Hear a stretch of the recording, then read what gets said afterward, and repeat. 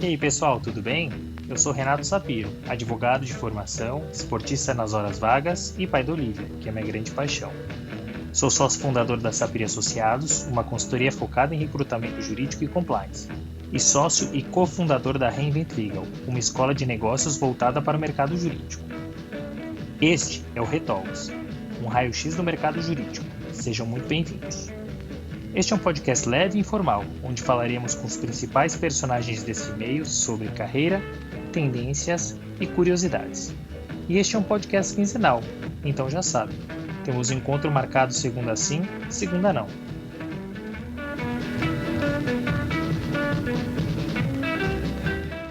No episódio de hoje eu conversei com a batalhadora e vencedora Gabriela Barreto, que é advogada no escritório americano Paul Hastings, na unidade de Washington, D.C. Gabriela, desde o início de sua trajetória, buscou um caminho que a levasse para uma carreira internacional, e conseguiu. Neste capítulo, ela mostra toda a trilha que percorreu com todas as dificuldades que enfrentou por ser latina, mulher e mãe de 3 filhos.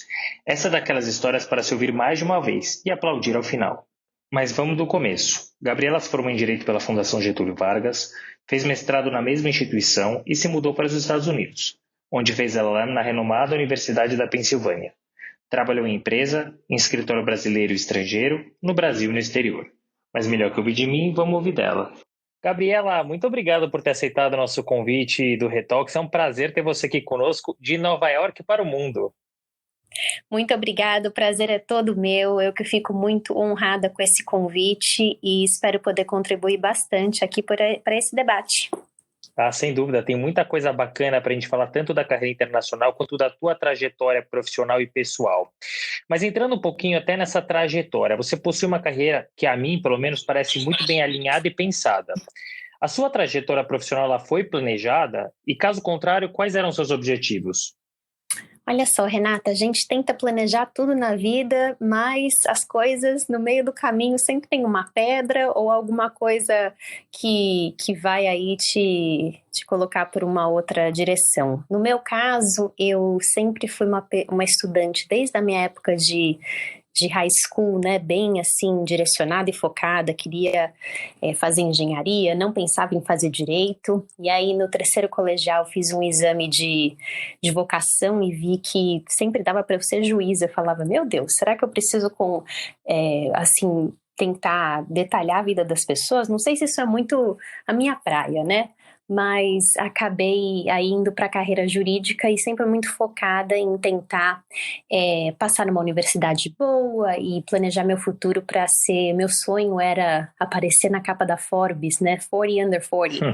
E eu acho que mesmo... Ainda não apareci na capa da Forbes, porém... Tem tempo. Tem tempo ainda.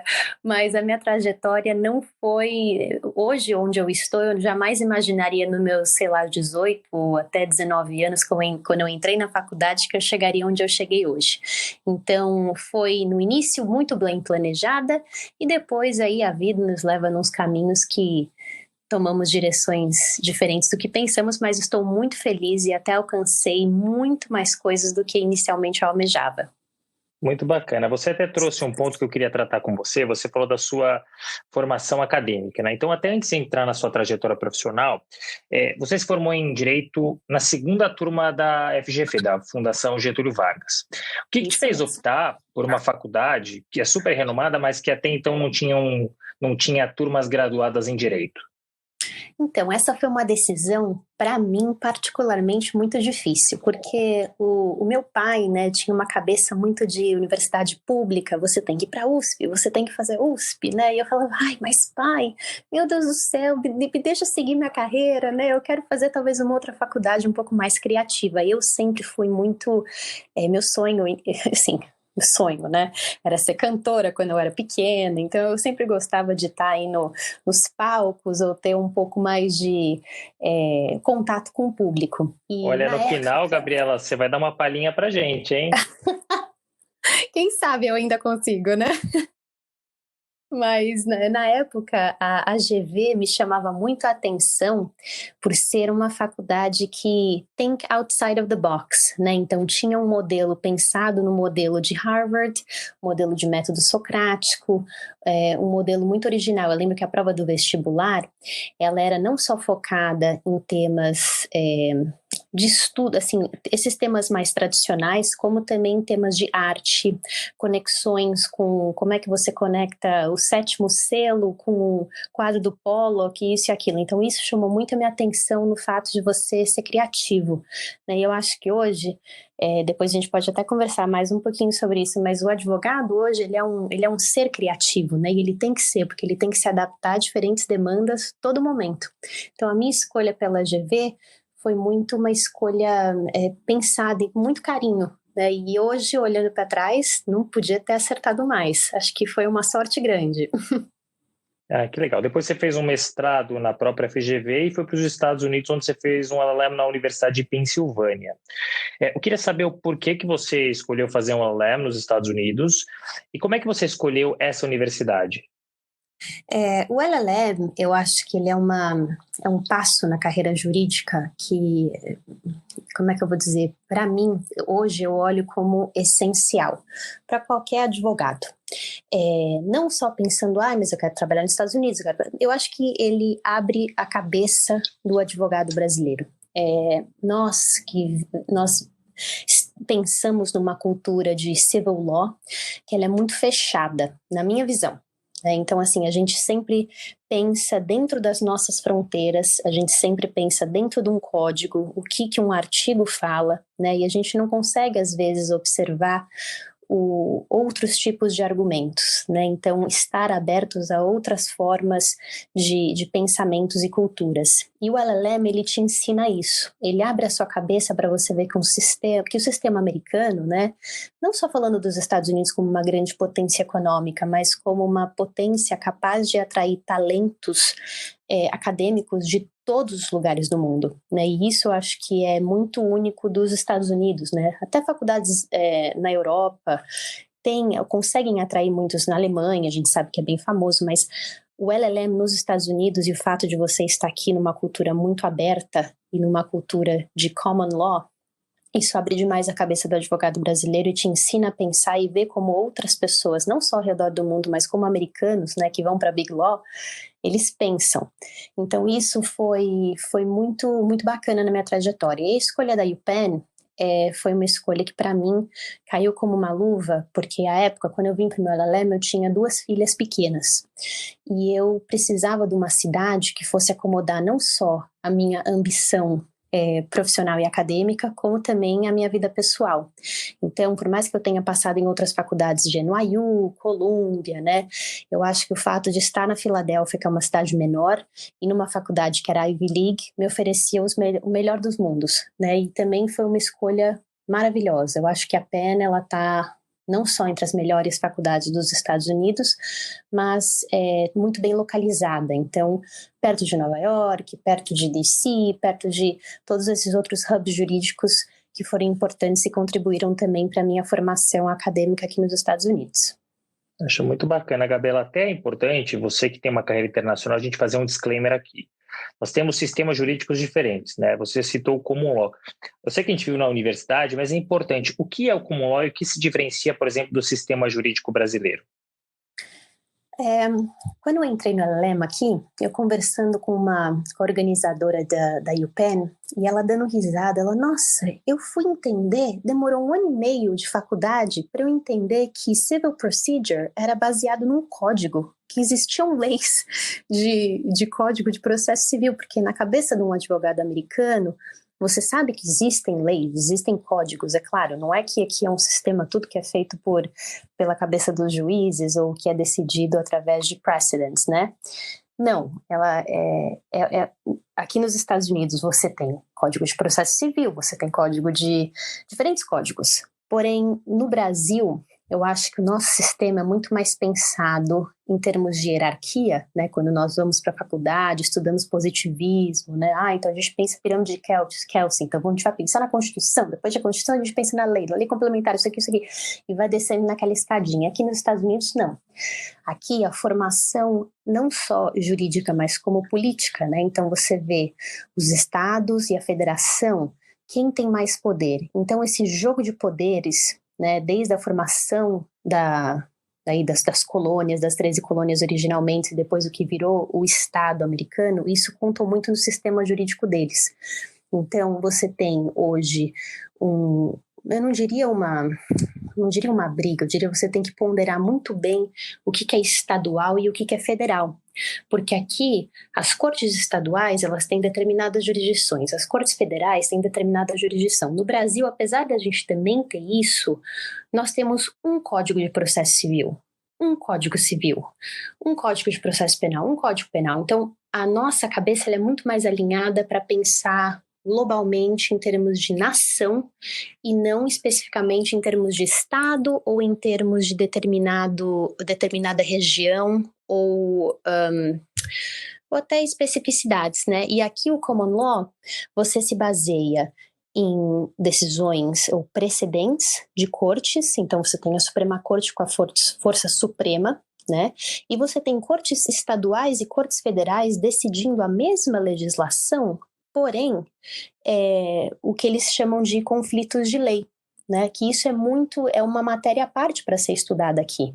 Então, quando a gente pensa nesse common law, a gente pensa em precedentes, a gente pensa muito na parte cultural de cada região, e é tudo um jogo de, como eu diria, um Game of Thrones. É um jogo muito pensado de onde você começa um litígio, por que você começa um litígio em determinado lugar, qual lei que você aplica, ou seja, você pode aplicar a mesma lei em corte federal e corte estadual.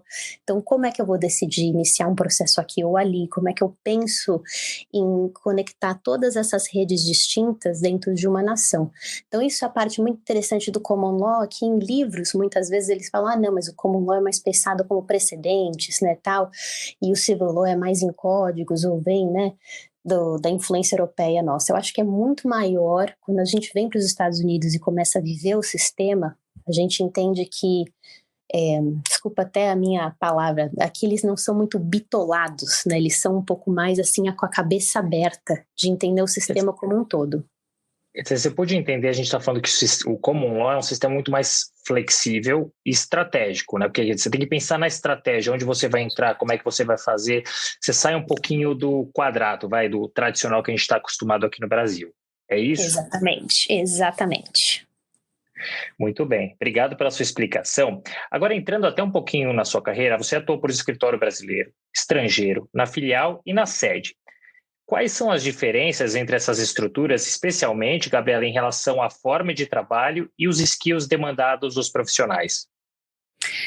A minha experiência, eu passei pelo SCADA em São Paulo, foi uma experiência muito, assim, muito bacana de verdade, porque você tem um escritório de uma potência, né, de um escritório mundialmente reconhecido, que é uma Big Law nos Estados Unidos, mas com um branch em São Paulo. Então você cria não só vínculo com pessoas de escritórios grandes, porém numa estrutura muito menor. Isso que é interessante. Quando a gente vem para os Estados Unidos e você trabalha numa Big Law aqui, né, não em tempos de Covid, mas antes, você ia para um escritório que é um escritório de mais de 2.000 advogados, você tem inúmeras, uma indústria, né, uma empresa trabalhando com várias frontes diferentes e é muito interessante quando você vem para cá você se adaptar nessa cultura, porque eu acho que o Brasil, por mais avançado que esteja, eu acho que nem os maiores escritórios ainda conseguem competir com o número de advogados ou o tamanho de estrutura que se tem nos Estados Unidos. Isso pode assustar um pouco, né? Dependendo da onde você vem ou do estilo de advocacia que você praticava, porque você estando numa estrutura maior, não necessariamente você trabalha em um time só, você trabalha em vários, com várias operações diferentes que você tem que você é o seu chefe em conseguir se posicionar e até negar trabalho, porque não é assim, todo mundo vai te pedir tudo, e você tem que estar numa posição de saber, bom, como é que eu tenho maturidade, ou como é que eu vou me expressar corretamente, falo, olha, eu não consigo fazer isso para o seu time agora, porque eu tenho isso, isso e isso, então é muito interessante você entender a dinâmica de um escritório pequeno. O que no Brasil, trabalhando num branch de um escritório grande, fica mais fácil, porque as pessoas que estão no Brasil, elas entendem a cultura do brasileiro, elas entendem que é importante você parar para almoço, elas entendem que, enfim, as especificidades da cultura são muito importantes. E aqui nos Estados Unidos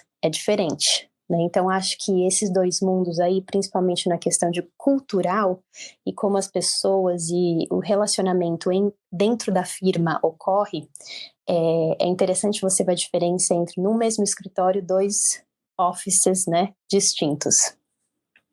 E me fala uma coisa, quais características pessoais, principalmente, você entende que te ajudaram no desenvolvimento da sua carreira em escritórios estrangeiros? Muitas pessoas me perguntam se o inglês, né? O pessoal às vezes fala, nossa, mas você sound like an American, você parece uma americana, né? Então isso talvez tenha te dado mais oportunidades, e eu acho que não. Pelo contrário, aqui não importa que se você tenha um accent ou não, você fala inglês, você escreve, e as pessoas estão interessadas em ver a qualidade do seu trabalho. Eu acho que, com certeza, o fato de ter trabalhado um tempo em escritório americano antes de ter vindo para o LLM, isso me ajudou muito, porque você consegue entender o método que o americano pensa. Então, nós brasileiros, por exemplo, quando a gente vai escrever um memorando, ou quando a gente vai... Qualquer tipo de trabalho ou redação que a gente faça, a gente não tem aquele método CREAC, né, que é Conclusion, Rule, Explanation, Application. A gente não tem aquilo claro pra gente. E aqui, desde a escola, os americanos são ensinados dessa forma. Então, você passar um tempo em escritório americano, ou até fazer alguns tipos de cursos de redação voltada para como um americano pensa, eu acho que isso ajuda, né? Não é mandatório, mas eu acho que ajuda. E além disso, eu acho que o brasileiro tem um jogo de cintura que muitos americanos não têm. E aqui falta um pouco a minha experiência, tanto com Summer Associates quanto com Associates um pouco mais júniores do que eu, que eles não conseguem ter uma visão de um todo, assim, como é que eu vou trabalhar com essa pessoa, como é que eu vou descobrir como é que é meu chefe, né, como é que eu agrado o meu chefe ou não. Então a gente tem um pouco mais de jogo de cintura que os americanos não têm. Mesmo que eles tenham entrado na faculdade de Direito um pouco mais tarde e com um pouco mais de experiência, eu percebo que ainda existe certa imaturidade, né? Então, eu acho que é isso, assim, se alguém tiver interesse em trabalhar no escritório americano, é muito importante ler o conteúdo de escritórios americanos. Então, eu tenho interesse em, por exemplo, M&A. Então, eu vou ver o que esse escritório está publicando em M&A, o que eles estão publicando em arbitragem, tentar ler um pouquinho, entender o estilo de texto, o estilo de redação que eles utilizam, né, e a forma como pensam, que é diferente do que acontece também em escritório brasileiro, né, como que você pensa uma operação, como que você estrutura uma operação, e até mesmo litígios, né, a forma de pensar estrategicamente depende muito do sistema jurídico em que você está. Então, no Brasil, a gente sabe que a gente tem um sistema que é um pouquinho demorado, né, quando a gente vai para a corte. Por isso, talvez, muitas pessoas optem por arbitragem, né? Aqui nos Estados Unidos, as cortes funcionam muito bem. Então, te abre inúmeras possibilidades estratégicas de se pensar um caso. Então, depende muito da área em que você está e também do que você quer, do que você espera para a sua carreira, né? Mais isso. Muito legal. Voltando agora à sua carreira, quando você concluiu o LLM, você entrou no Coburn & Kim. Eu queria saber, Gabriela, como é que foi o trâmite desse convite e mais, o que o brasileiro que conclui um LLM precisa fazer para ter oportunidade em um escritório estrangeiro? E mais também, né, trazendo aqui mais uma pergunta, tem algum requisito específico para trabalhar no escritório estrangeiro, mesmo que no Brasil? Então, essa foi uma fase da minha vida, a fase de procurar emprego nos Estados Unidos, que eu, até o momento, considero uma das mais difíceis. E por isso que eu me sinto muito... eu me sinto muito bem, assim, eu sinto que I accomplished, eu consegui, eu venci, né? É, existe aí uma grande diferença para advogados que vêm do Brasil já tendo trabalhado em escritórios grandes ou escritórios que tenham conexões com escritórios estrangeiros. Eu acho que isso já abre muitos caminhos para um profissional que vem com uma recomendação muito boa e que vem com uma recomendação para determinado escritório ou para determinada área, né? No meu caso... Você já corta um caminho, né? Exatamente. No meu caso, isso não ocorreu.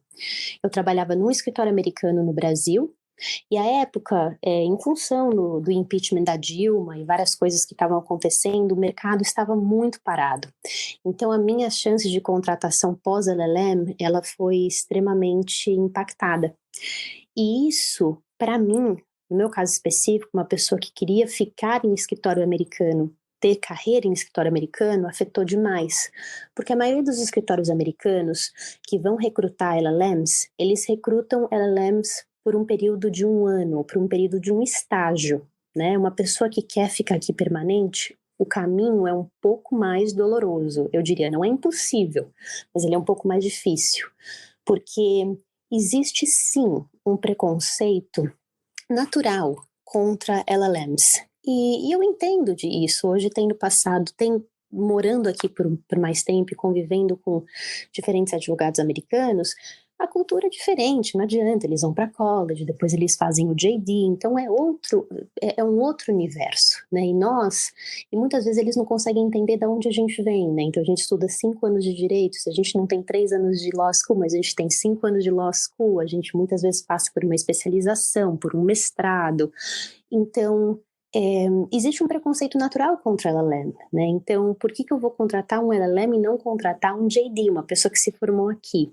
Às vezes, existem necessidades específicas de escritórios para alguém que fala determinado idioma, né? Então, pode existir um caminho porque vai existir um grande projeto e esse projeto vai precisar de alguém por um período de 2 a 5 anos e aí você tem uma chance de contratação. Mas, normalmente, esse não é um caso. Então, quem já vem alinhado com um contato, né, para cortar essa fase inicial de onde eu vou trabalhar, isso fica muito mais fácil. Mas no meu caso, como eu queria ficar aqui e eu não tinha ninguém que fosse back me up de um escritório brasileiro, foi bem mais complicado, porque o interesse era menor, né? Ou você voltava para o Brasil e aí tinha uma chance de ficar 1 ano estagiando em escritórios grandes americanos, e depois vamos ver se isso vai ou não, enfim, se materializar. E no meu caso, eu queria ficar nos Estados Unidos, né? Então, trabalhando com matérias ligadas ao Brasil.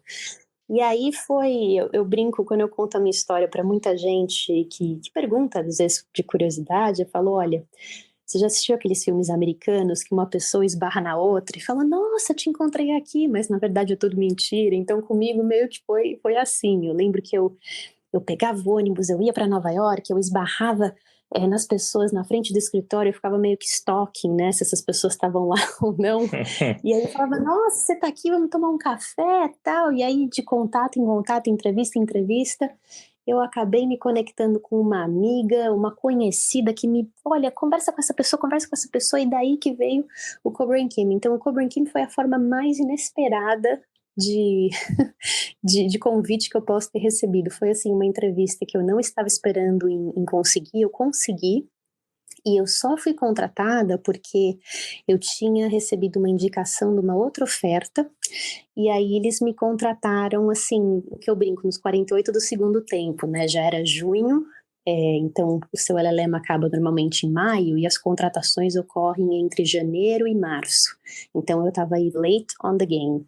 Então recebi minha oferta em junho, e aí fui prestar o bar, e eu fiquei super feliz. Eu lembro que eu dei um grito com o sócio no telefone, e o sócio falou, nossa, se todas as ofertas se todos os convites que eu fizessem fossem recebidos dessa forma, eu ia ficar muito feliz. Então ele sempre lembra do grito que eu dei.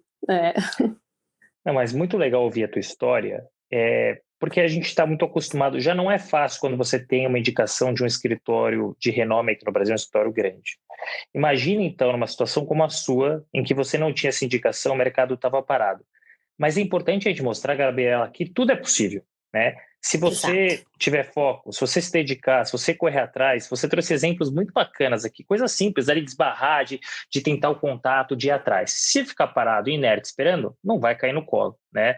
Ou, assim, vai ser uma sorte do destino. E eu acho que esperar a sorte do destino não é a melhor das opções, né? Você diminui drasticamente as suas chances aí desse movimento internacional, né? Então, muito legal ouvir e mostrar que é possível, né? E até falando do Coburn Kim, esse é um escritório que ele é muito conhecido pela atuação em contencioso, né, que é o litigation e investigações. Quando a gente fala em litigation, investigation, white collar, para quem já viu a famosa série Suits, que eu amo, a gente pensa logo em DOJ, em SEC e FCPA. Antes da gente falar de Coburn Kim, o que são essas siglas e órgãos? Olha só, é muito. Quando a gente. Agora, acho que os brasileiros cada vez têm estado mais familiarizados com essas siglas de FCPA, Foreign Corrupt Practice Act, ou DOJ, Department of Justice, ou SEC, Securities and Exchange Commissions. Eu acho que uma coisa muito importante para a gente clarificar acho que a Operação Lava Jato, né? Todo mundo está careca de saber o que é, mas abriu aí um mercado muito fértil, né, que é o mercado de investigações. Eu, por exemplo, quando eu me formei, olha que não foi tanto tempo atrás, hein? Eu me formei em 2010 e na época ninguém comentava, ninguém se falava em compliance. O que era compliance? Isso nem existia em escritórios. Na minha época era, nossa, mercado de capitais, capital markets, M&A, né? Então, todo mundo ali naquela onda, daquele boom que deu 2006, 2007 o mercado, e aí veio uma nova era de investigações que trouxe novas oportunidades e que abriu aí eu diria, uma gama de novas áreas, né, específicas para escritórios brasileiros. O DOJ, o Department of Justice, ele tem duas divisões, que é a Criminal Division e a Civil Division. As matérias de FCPA, que é o Foreign, então o que vem aí das investigações de Embraer, Braskem, Odebrecht e tudo mais, todas essas são processadas pelo DOJ Criminal Justice via Fraud Section. O que é a Fraud Section? Ela é um órgão muito específico, ela é um órgão dentro do DOJ, que ela tem 3 diferentes units, né? Uma que é Healthcare, outra é Financial Crimes e essa aqui é FCPA. E dentro de FCPA, isso é tudo público que eu tô falando, dentro de FCPA você tem aproximadamente 50 federal prosecutors lidando só com esses crimes. Então, de uma unit aí de, vamos falar, 170 advogados, você tem 50 só lidando com FCPA cases, né? Então, essas letrinhas aí são muito importantes, principalmente nos cenários atuais e com muitas investigações ainda por vir. E isso tem uma questão muito interessante até com o mercado de capitais e com o corporate em si, porque na época que eu trabalhava com o mercado, a gente via várias reps and warranties, né, em contratos que falavam FCPA, liability, isso e aquilo, e muita gente nem sabia o que era. E hoje eu acho que está na pauta, e não importa se você faz mercado, se você faz litigation, se você faz restructuring, todo mundo entende o que significa, né, FCPA. Então isso foi graças aí grandes investigações e principalmente a Lava Jato. E a SEC seria uma CVM, é isso? Exatamente. A SEC, ela é uma CVM, ela trabalha, ela não tem, como eu diria, uma força criminal, né? Então isso é a parte do DOJ, mas o DOJ e a SEC trabalham em conjunto em muitos desses casos, né? Então eles têm aí até penalidades que eles aplicam em conjunto ou separado, mas na maioria dos casos, quando você tem um cliente ou quando você tem uma investigação que envolve FCPA, você vai sentar na mesa com um prosecutor do DOJ e com um funcionário da SEC. Então, você tem investigações conjuntas, isso é muito natural, porque envolve qual que é o que a gente chama o hook, né, o gancho, para você conseguir pegar companhias grandes, né, ou que não sejam americanas. Você tem companhias que às vezes são listadas na Bolsa de Valores dos Estados Unidos, você tem companhias que têm algum vínculo, fizeram ofertas de dívida, ou às vezes ofertas para determinados investidores que não são investidores, que são investidores qualificados, né, então que envolve bem ou mal aí o mercado americano, por isso que é esse dentro desse bolo, né, de investigação. E para quem tem interesse, tem sites não só de escritórios, mas a Stanford Law School tem uma iniciativa maravilhosa que ela faz um track desde quando começou o FCPA lá final da década de 70 até hoje, de todas as ações conjuntas ou não entre DOJ e SEC e todos os settlements feitos. Então, por país e também por órgão. Então, isso é muito interessante para quem tem curiosidade. Poxa, muito obrigado, Gabriela, pela explicação. Me senti aqui dentro do SUTS, literalmente, e foi muito bacana. Agora que você explicou essas siglas e órgãos, queria que você me contasse um pouquinho da tua rotina no Coburn King, um pouquinho de como é que era o seu dia a dia lá. Claro, né, foi assim uma experiência muito bacana, muito rewarding, né? Quando eu entrei, eu lembro que eu fiquei assim, não com medo, mas assim, o coração bate um pouco mais rápido, né? Porque a firma era só litígios, então não tinha a parte de corporate, né? E no Brasil, por mais que eu tenha estudado processo, o civil e tudo mais, a GV não era muito conhecida pelo, nossa, vamos estudar o Código de Processo Penal, né? Não estou falando que não se estuda, não é isso, mas a forma como nós fomos immersed, né, aí no mercado jurídico era muito mais pelo método socrático, então isso permitia a gente pensar muito outside the box, então eu não fiquei muito por regras de processo civil, o parágrafo tal, a linha isso, não. E quando eu vim trabalhar no escritório de contencioso civil e penal, contencioso puramente, nada de corporate, né? Eu fiquei com medo, porque eu falei, nossa, como é que eu vou para uma corte americana? Eu não sei nem o que juízes americanos fazem direito, né? Isso não está muito no nosso dia a dia. E a experiência do Coburn King foi muito valiosa, porque eu tive a oportunidade de trabalhar assessorando advogados preparação de julgamentos, de trials, né, que a noção de um trial ela é completamente diferente entre Brasil e Estados Unidos, né, então aqui, quando você vai... O trial é o julgamento, certo? Julgamento, isso. Quando você vai para um trial, você fica meses, né, dias ou semanas ou meses, é muito intenso você convencer um juiz, você convencer um júri do seu caso. Então, eu tive a oportunidade de estar dentro da corte, tanto corte federal quanto corte estadual, acompanhando advogados fazendo, enfim, os initial statements ou closing arguments ou cross-examinations e tudo mais. Isso muito novo, muito distinto, porque no Brasil, qualquer tipo de pergunta que você faça para uma testemunha, você faz com o juiz presente na sala, claro, mas você faz via juiz.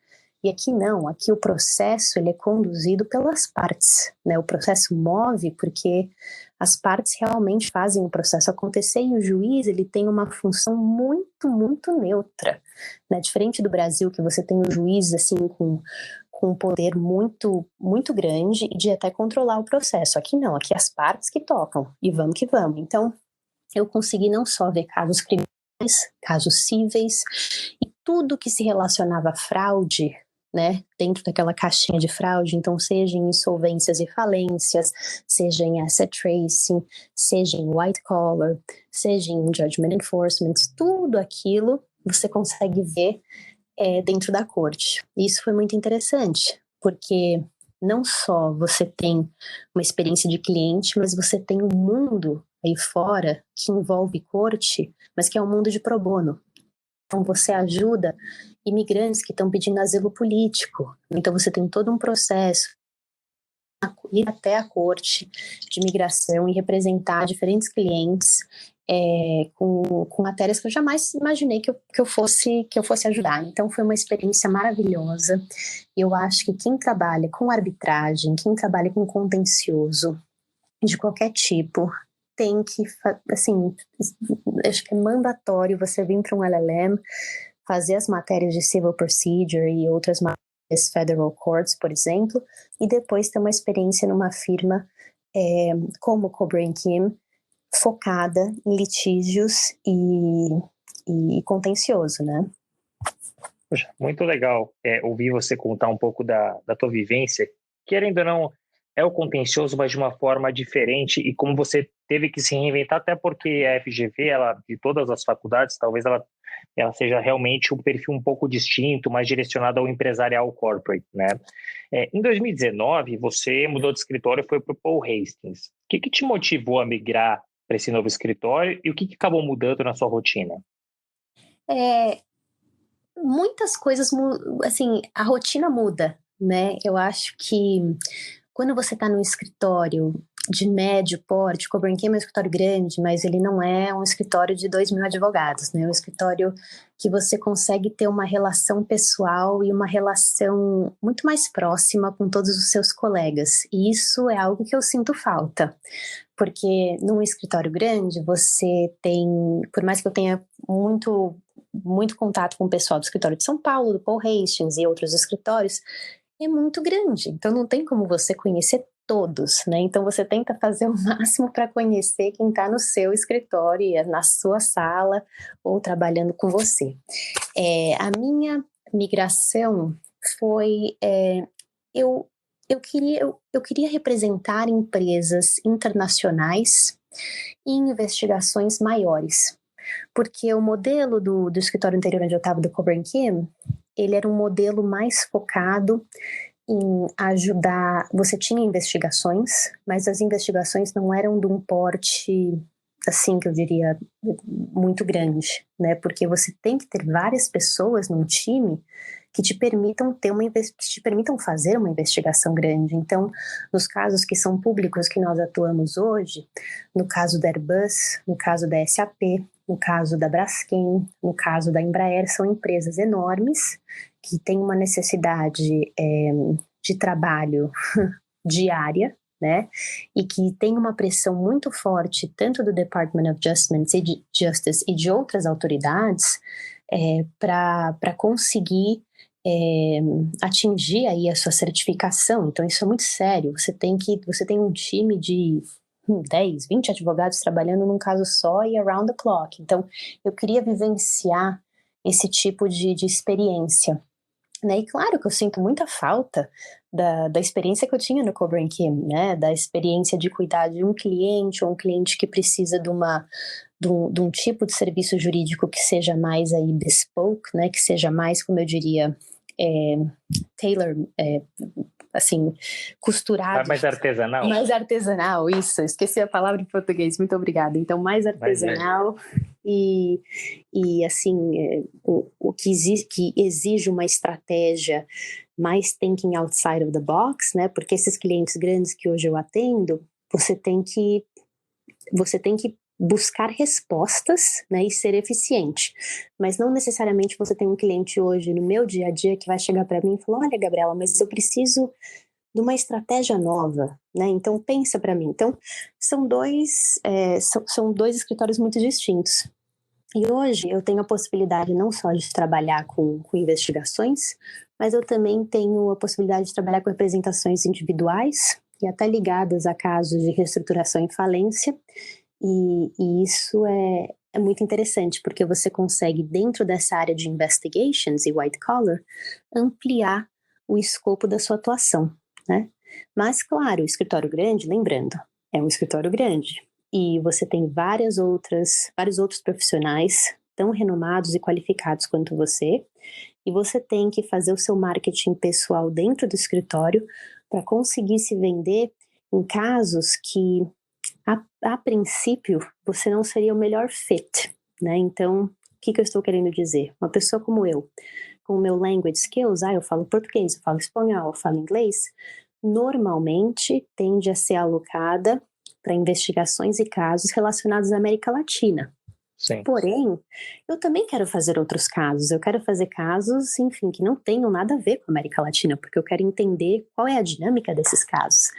E aí entra toda uma parte de jogo de cintura do brasileiro, né? Não só do. Eu digo que a gente tem mais, a gente já sai na frente Nós somos do que bons nisso. africano. E tentar se vender para conseguir participar de projetos diferentes. A gente falou um pouco da tua carreira lá do início, chegando agora no Paul Hastings. Olhando para trás, Gabriela, você teria feito algo diferente? E se sim, o quê? Olha, Renato, se eu tivesse... que o meu momento de vida pessoal não me permitia tirar um ano sabático, né? Um ano que eu fosse... Vamos dizer, eu quero fazer o que eu quero, né? Então, eu acho que uma das coisas que eu teria feito diferente pós-LLM seria um clerkship. O que é um clerkship? Você ajudar um juiz aqui nos Estados Unidos. E os LLMs, e muitas vezes pelo fato da cidadania, né, você não consegue trabalhar para o judiciário, mas você consegue ser um estagiário trabalhando para um juiz. E para quem gosta da área de litigation, como eu gosto, eu acho que esse é um passo, uma etapa sem dúvida fundamental, porque você começa a entender não só o traquejo da corte, como também as palavras, a forma de escrever, como é que as partes se colocam, né, dentro de um... Você conhece o outro lado da mesa, né? Exatamente. Então, se eu pudesse ter feito algo diferente, eu acho que eu teria parado um ano e ter feito esse estágio com qualquer juiz, não só federal, estadual e corte de imigração, com qualquer juiz, porque eu acho que a forma, de novo, como o processo é conduzido aqui, por ser algo que as partes levam e tem um interesse muito forte e que se mexe muito rápido, né?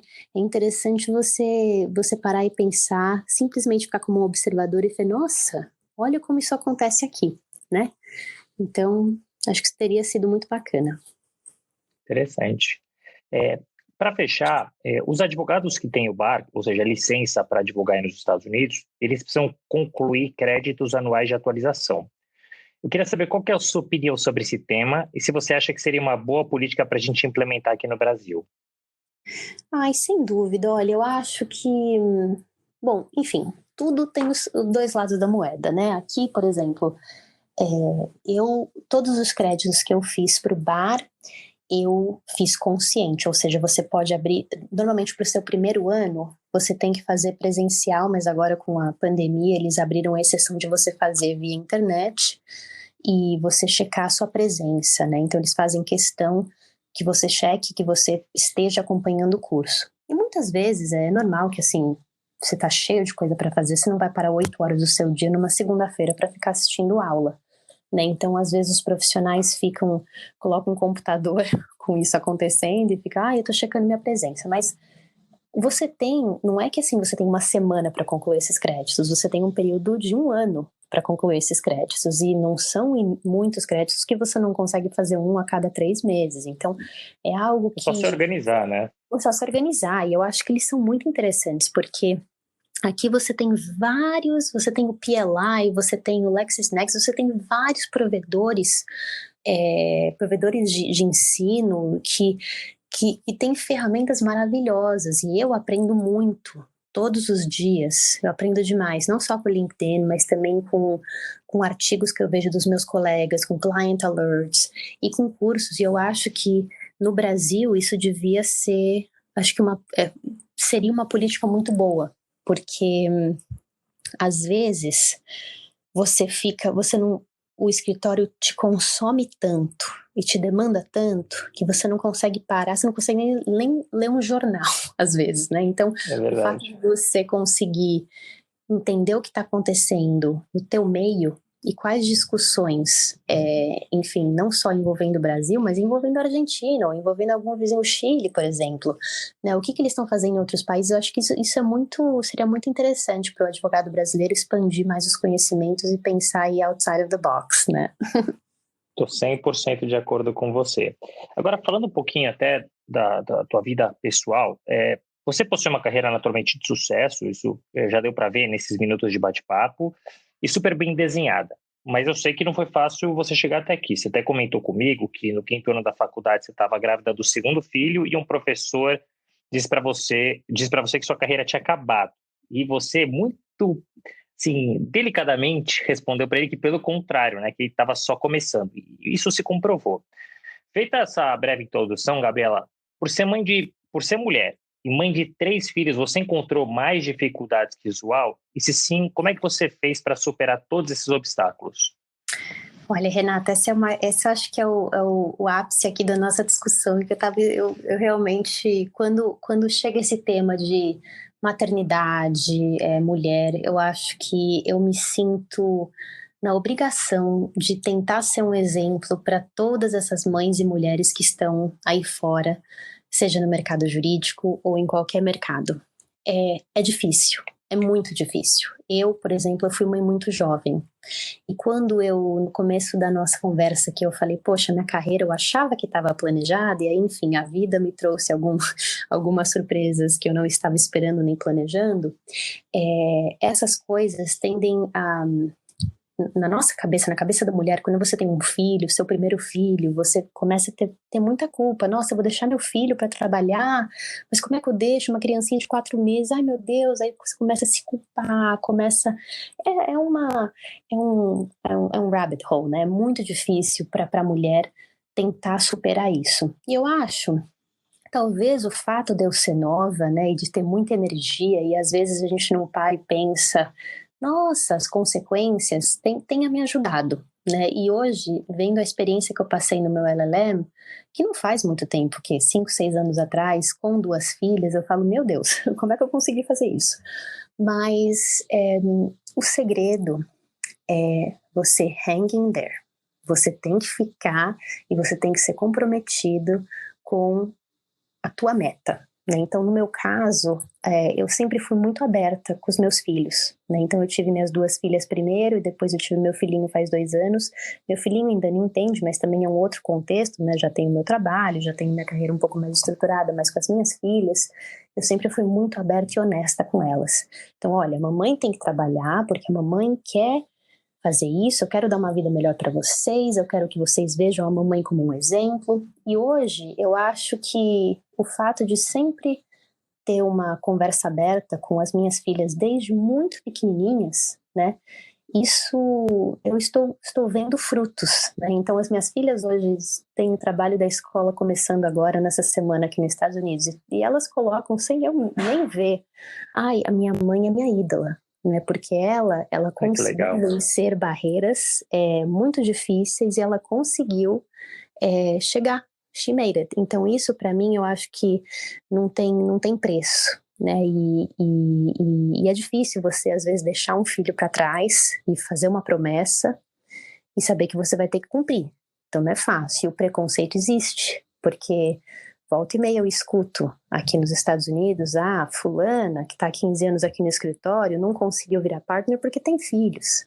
Então, e também entra a questão cultural. No Brasil, a gente tem a mulher, ela tem eu diria, um network muito maior para conseguir, às vezes, ter uma babá, ou ter uma ajuda, ou ter uma mãe, ou ter uma família perto que vai conseguir ampará-la, né, ou até dar forças para uma carreira profissional. Aqui nos Estados Unidos é um pouco diferente. A cultura, ela é bem fria, ela é bem dura. Então é aquela coisa, 3 meses, em muitos lugares não existe uma licença maternidade, isso é uma coisa que no Brasil acho que a gente está muito avançado, né? Aqui nos Estados Unidos, o governo federal não tem licença maternidade, você tira medical leave, então é um absurdo, né? Então como é que você incentiva a criação de uma família se a mulher não consegue nem tirar 2 ou 3 semanas, muitas vezes, né? Então você força a pessoa a parar de trabalhar, isso é muito difícil. Então, aqui agora que existe um movimento de escritórios em diversidade, em apoio à mulher, em licença maternidade, em licença paternidade, o que eu apoio e estou aí sempre, como eu diria, fiel escudeira de todo mundo que luta por essa causa, porque não é fácil. Eu imagino, e por isso eu estou tão feliz de poder te entrevistar e mostrar para os ouvintes, que a gente já falou, tudo é possível. Uma carreira internacional, mesmo sem contatos, é possível? E você mostrou que é. Uma carreira de sucesso é possível com filhos? E não é fácil. Tem preconceito no mercado? Tem a dor interna de, poxa, estou deixando meu filho, não estou vendo crescer, que foi o que você colocou. Tem, então realmente não é fácil, por isso eu fico muito contente de poder conversar com você e mostrar para as pessoas que tudo é possível, né? Então, muito obrigado por dividir isso conosco. Claro, claro, eu acho que assim, nós mulheres, não estou desmerecendo vocês homens, mas nós mulheres, nós somos super-heróis, eu diria. A gente a gente tem uma capacidade de multitask que é incrível, né? E eu diria que se você tem uma rotina, então no meu caso, que foi muito importante, ter rotina, né? E sempre tentar criar metas ou to-dos que você faça para uma semana ou para um mês e que você tente atingir aquelas metas, porque se a gente coloca às vezes muitas coisas que a gente quer, mas que a gente não tem um plano, uma meta, um prazo específico, às vezes aquilo acaba passando, né? Então, o que para mim funcionou é sempre trabalhar com prazo. Então, por mais que eu não estivesse trabalhando no meu LLM, olha, eu tenho uma semana para trabalhar meu currículo, aí na outra semana eu vou trabalhar aqui e tentar ficar nessa meta, porque aí você consegue mensurar um tempo melhor e você consegue adaptar a tua vida pessoal na sua ambição de carreira, né? E isso acaba, para mim, funcionou. Então é uma dica que eu sempre procuro dar. Que legal. Parabéns pela tua carreira e que você tenha ainda muito mais sucesso. Obrigada. E, Gabriela, falando um pouquinho de mercado, eu queria entender um pouco da tua visão sobre dois assuntos. O primeiro deles é o seguinte: algumas empresas, como por exemplo a Deloitte e a United Legs, elas estão entrando numa seara de legal services. Como é que o mercado americano está vendo esse movimento das grandes consultorias entrando em nichos de disponibilização de serviços jurídicos e qual que é a sua opinião a respeito desse tema? Olha, eu acho que o mercado ele tem espaço para todos. E não é uma resposta assim, nossa, mas essa é uma resposta fácil, não. Eu acho que hoje, tendo vivido num escritório, numa cultura de escritório menor, que era um escritório completo, era um bicho completamente diferente do que eu tô hoje, então o Corbin Kim é um escritório pensado como uma empresa, e sempre inovando, e sempre tentando estar à frente do seu tempo e ver como é que eu posso me diferenciar no mercado, porque concorrência sempre vai existir. E se você se perpetua num modelo que, enfim, você tem que ser diferente em algum tipo de prestação de serviço que você está fazendo, porque a concorrência, ela existe, ainda mais aqui nos Estados Unidos, onde você tem inúmeras big laws, com estruturas, assim, quando você entra no escritório em Nova York, um escritório grande, você fala, meu Deus, nossa, né, é uma coisa, assim, de tirar o fôlego, né, então... E você tem que ter clientes que vão pagar o teu FII, porque o FII é alto, né? Então você fala hoje, a hora de um sócio nos Estados Unidos é caríssima, caríssima. Então você tem não só o sócio, você tem um legal assistant, você tem um analista, você tem, enfim, a estrutura é cara e é inchada. Então eu acho que a competição sempre é boa. E ela é boa porque ela faz com que quem já está no mercado se adapte para fornecer serviços com mais qualidade e se diferenciando de alguma forma. Eu acho que isso é essencial na minha visão de mercado jurídico hoje aqui dos Estados Unidos, em meio à pandemia, né? E sempre identificando oportunidades. Então, acho, por exemplo, a crise que a gente está vivendo, ela é horrível, é uma crise, mas toda crise traz uma oportunidade. Então, qualquer movimento que você identifique a gente vê hoje no Brasil, né? Você vê hoje a criação de empresas que são aí, não diria cisões, mas que são braços de escritório jurídico, mas trabalhando na prevenção à lavagem de dinheiro. Então você tem assim inúmeras inovações hoje acontecendo no mercado que às vezes a gente nem entende, mas se existe inovação é porque existe demanda, né? Então crise e oportunidade, demanda existe. Então acho que tem espaço para todo mundo e isso é muito bom. Quanto mais competidores, melhor o mercado fica. Sem dúvida, sou super favorável à livre concorrência. Quanto mais concorrente, melhor a qualidade do serviço e mais barato, né? Então, eu não tenho por que ser contra, apesar do nosso mercado ser tão fechado, né? E até em linha com essa primeira pergunta, no último dia 28 saiu uma decisão importante, eu diria até surpreendente, no estado do Arizona, que pode impactar o estado americano em um futuro muito breve, né? A decisão, ela fala que não advogados podem ser sócios de escritório de advocacia, quebrando uma famosa regra que é a 5.4 pela primeira vez na história. Qual que é a sua opinião sobre esse tema? Olha, a minha cabeça, Renato, eu sou advogada, mas eu tenho um espírito de empreendedora que é compatível com a advocacia. E o que eu vejo hoje é que muitas pessoas, às vezes, e eu converso com advogados americanos, tá? Que têm aí seus quase 50 anos, e que em meio a essa pandemia falou, nossa, mas eu achei que a minha função sempre fosse estar aqui, enfim, e dar um acesso jurídico ao cliente. Eu não tenho que ficar pensando em fazer business development, eu não tenho que ficar pensando em fazer coisas inovadoras, eu não quero fazer isso, eu sou advogada, eu olho a lei, eu dou um parecer jurídico. E eu fico olhando isso, né, e eu falo, poxa, enfim, não é porque você se formou em direito que você não tem que ter uma visão de mercado para estruturar e levar o teu negócio, porque você depende de clientes. E os clientes sempre querem estar satisfeitos, né? Você tem que atender bem o cliente. Exato. Então, eu acho que ter pessoas, isso é um movimento que vem também acontecendo muito em escritórios aqui, escritórios grandes, você não só tem sócios ou pessoas do mercado jurídico em posições de liderança, como você tem CEOs, você tem Chief Operational Officers, que não tem nada a ver com o mundo do direito. E eu acho que isso é essencial. Eu acho que a figura hoje de um consultor ou de um sócio que não seja advogado, na minha visão, eu acho que isso é extremamente natural e eu acho que o mercado chegou num ponto que precisa disso.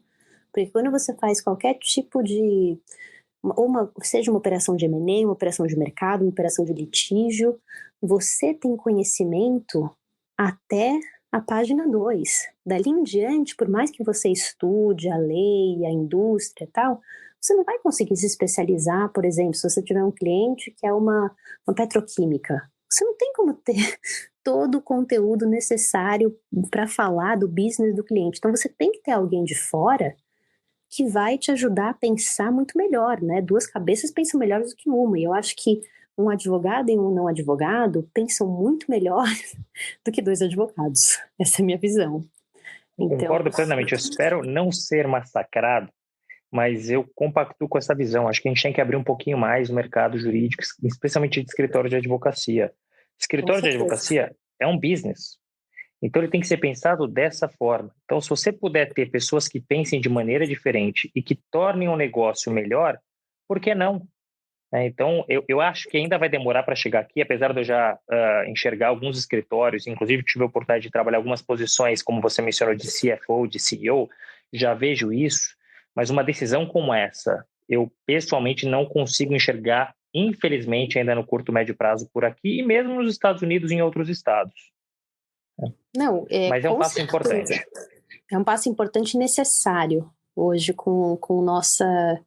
O advogado, ele tem que entender, essa é a minha visão, o advogado tem que entender que ele não é feito só para analisar leis. A relação advogado-cliente, assim como você tem um médico, ou a relação advogado-cliente, ela vai muito mais além do que você simples dar um parecer jurídico. Você tem que entender o business, você tem que entender o dia a dia, você tem que entender outros tipos de relação e estruturas que a lei, o estudo da lei, não vai te dar a resposta que você está procurando, né?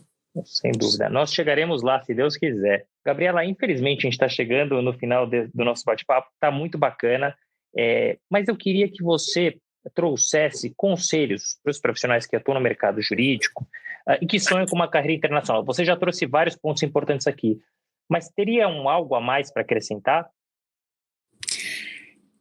Follow your dreams. Siga os seus sonhos e não desista. Eu acho que você não é um loser until you quit trying, né? Você vai receber muitos nãos. E o não é o que você tem. Então você tem que lutar pelo sim. Eu optei por uma carreira jurídica internacional, porque na minha visão, a carreira jurídica brasileira, ela era um pouco... Qual que é a palavra certa para descrever? ela não era justa, né? Uma carreira jurídica injusta, eu diria. Eu via muitos profissionais aí trabalhando demais e tentando chegar naquela linha de sócio e demorava muito e tal, e eu falava, poxa, eu acho que os Estados Unidos, como a gente discutiu, está um pouco mais à frente na questão do empreendedorismo e na questão de pensar em produtos jurídicos diferentes. Então, se você tem um sonho de uma carreira internacional, o que vai te valorizar é a sua forma diferente de ser, né? Então o fato não só, nossa, mas eu quero ser um advogado internacional porque eu quero lidar com decisões da Suprema Corte. Ok, isso já é maravilhoso. Se você sabe o que você quer, já está meio caminho andado, né? E o resto é muito esforço. E o esforço, lembre-se que se você gosta, né, o sucesso vai chegar. Ele demora. E o caminho pode ser bem árduo e longo, mas um dia ele chega e existem várias oportunidades. Então não é só porque você não conseguiu um emprego numa Big Law, ou porque você tem várias outras oportunidades. Você pode fazer um clerkship, você pode fazer um estágio numa organização internacional, você pode se preparar de outras formas para chegar no teu tão sonhado destino. Só um exemplo, e eu prometo que depois eu paro de falar aqui, só um exemplo. Por favor, não, fique à vontade. Muito, muito bacana, assim, a gente acaba, né, conversando com diferentes pessoas, e eu lembro que eu conversei com tanta gente, saber, nossa, mas o que você fez para achar um emprego? O que você fez para achar um emprego? Daí você quer escutar as experiências. E eu lembro que um colega meu, que hoje ele é advogado, ele é sócio no escritório brasileiro, ele sempre trabalhou na área de antitrust, né, nada a ver comigo. E ele falou, olha, Gabriela, tinha um escritório americano, uma boutique de antitrust, que nunca teve um advogado internacional, só que eu há muitos anos já vinha acompanhando a literatura de um dos sócios, e eu gostava muito dele. E eu coloquei na minha cabeça, eu vou fazer o LLM e eu vou trabalhar para essa pessoa. Eu falei, nossa. Então ele me disse, fui fazer o LLM e nunca tinha nem conhecido a pessoa pessoalmente, né? Então começou a se comunicar, começou a enviar newsletter, começou a ficar aí atento, né, no radar, e colocou um Google Alert para qualquer tipo de notícia que saía relacionada a uma matéria específica de antitrust, começou a fazer newsletters para esse determinado sócio em matéria de antitrust que envolviam Brasil e Estados Unidos. E assim, foi um processo que demorou 1 ano e meio a 2 anos. E finalmente, depois do LLM, ele sentou para um café com essa pessoa e ele não foi pedir um emprego. Ele simplesmente sentou e queria escutar, né? Falou, vou tentar explorar oportunidades. E naturalmente, esse sócio falou para ele, você quer vir trabalhar comigo?